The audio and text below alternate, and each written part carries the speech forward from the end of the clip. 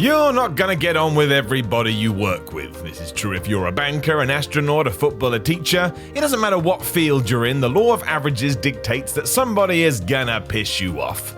You just have to grin and ignore them as much as possible. This happens in wrestling too, but of course it's a little bit different. In few walks of life, if you don't get on with someone, do you then find yourself in the ring with them and are allowed to throw punches at their face? I mean, they're worked shots, but still, what if one accidentally went awry? That rarely happens, of course, but in terms of falling outs, well, they are everywhere. I'm Simon from What Culture. Remember to smash that subscribe button. And this is 10 moments that caused huge rifts between wrestlers. Number 10, Jon Moxley and Seth Rollins. After Dean Ambrose had left WWE and transformed into Jon Moxley, he needed to get some things off his chest. Upset with how he'd been booked under Vince McMahon, Moxley appeared on a few podcasts and said he was so miserable in his former job, he didn't even look at their final contract offer. There was simply no amount of money that could have made him stay. Sheesh. For some reason, Seth Rollins felt the need to respond to this, I suppose to stand up for his employer. And there's nothing wrong with that. It's nice that Rollins feels this way about where he works, but when he referenced his old Shield friend and said that maybe, just maybe, he took his ball and went home, well, the damn floodgates were open. It led John to cut a promo after a New Japan G1 match where he referenced a universe and that the people inside it can go to hell. Work, shoot, who knows? But you have to imagine this mostly comes from two dudes who were once on the same page for a while and then suddenly were not. I'm sure they're the best of friends again now, though. Maybe. Number 9, Triple H and CM Punk. In 2005, CM Punk worked a lot of dark matches for WWE based on the amount of buzz he had created in the industry. No one was hotter. As it goes though, during one of these, Triple H and Shawn Michaels slid up to the backstage monitor to watch, and they weren't impressed. In fact, they audibly claimed that Punk didn't know how to work. Whether they were being serious or just worried about what bringing him in would do for their own careers, who knows, but it was a damning take. This assessment would follow CM throughout his WWE run and kind of was the reason he had a bee in his bonnet for so long, which eventually saw him walk out. It wasn't exclusive to him either. The likes of Daniel Bryan, Kofi Kingston and even Drew McIntyre had to go through it. It was just a hurdle you tried to overcome. The rift ran deep too. When Punk did eventually leave in 2014, he did so after turning down a match with Triple H at WrestleMania. Afterwards, he would reveal that he told the game he needed Punk far more than Punk needed him, and you've got to assume that even right now, there is some bad blood there. Wrestling wounds like this rarely heal. Number 8, Kevin Nash and Arn Anderson. The idea that Kevin Nash would often phone it in is true. He's even joked about this in interviews, but when he was motivated, let's not pretend otherwise, Nash knew what he was doing. While it didn't take place during a match, a time where he definitely did have his working shoes on is when he decided to go to the ring in 1998 and absolutely ruin Arn Anderson. Big Sexy went all in here too, including makeup, prosthetics, and who knows what else. It was cutting. Ragging on him for his age, his ineptitude, and hinting he was a drunk, it was well too much, which Anderson's wife also agreed with. Arn also came out and said he didn't like it, and Nash spoofing his retirement speech was just in bad taste. Afterwards, the Four Horsemen would regret telling Kev this was okay to do, and really, who did this help? Did it increase WCW ratings? Of course it didn't. It was the kicking for the sake of giving someone a kicking. Number 7, Bret Hart and Shawn Michaels. There are so many incidents with these two we could talk about, as you already know. For today though, let's focus on one that is rarely spoken about, or when the Heartbreak Kid managed to play both babyface and heel. Coming at WrestleMania 11, it wasn't a great night for Bret Hart, who had somewhat of a dud against Bob Backlund. It was just an odd match all round, but it was Michaels versus his supposed buddy Diesel where the true eyebrows were raised. Even though HBK was meant to be the bad guy, he turned on the good guy switch and performed with so much gusto and fight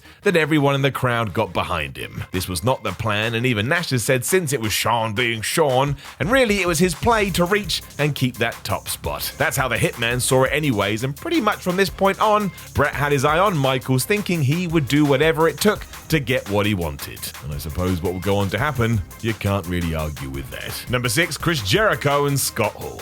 Everybody loses track of time. Even the greats have been accused of going too long and disrupting a card, and while that's never good, it's not like this is reserved for those who can't even tie their shoelaces. It just happens. When Chris Jericho did this at a WCW house show back in the day though, one Scott Hall wasn't very happy. Approaching Le Champion after the fact, Hall told Jericho that no one had paid to see him and that he should be doing his 5 to 10 minutes and getting the hell out of Dodge. Oh, don't sit on the fence there, Razor. This obviously annoyed Jericho, and the situation got worse when Hall got in the ear of Goldberg and told him that selling and even working with Chris Jericho was gonna be terrible for his career. Y2J has never forgotten this, as he talks about it a lot, and can you blame him? I would guess he looked up to Scott in some sense, and then he got wrecked by him. It's a wise lesson, however. Always be careful who you berate when they're on the way up. Who knows where they're gonna get to? Number 5, Sasha Banks and Alexa Bliss. Who knows how true this is, but there's so many rumors we can't ignore them. Stretching back to 2014, Sasha Banks and Alexa Bliss were having an NXT match when the former broke the latter's nose. It was an accident, but ever since we've been told the two don't like each other. There were also reports it had balled over when Banks got overly physical in a match or two, and if you go through their social medias, you will find veiled digs at each other. But again, is this just working the fans, or is it rage spilling over? The fact some of these have been scathing doesn't help the cause, but this has become legend within the internet wrestling community, the ongoing battle between Banks and Bliss. And to be honest, as long as they're both happy, I don't really care. Number 4, Edge and Matt Hardy. This one was just unreal. Spilling out into the public sphere and leaving fans stunned, the following was all true. After suffering an injury and being off the road, Matt Hardy had no issues with then-girlfriend Lita traveling with his best friend Edge. Why would he?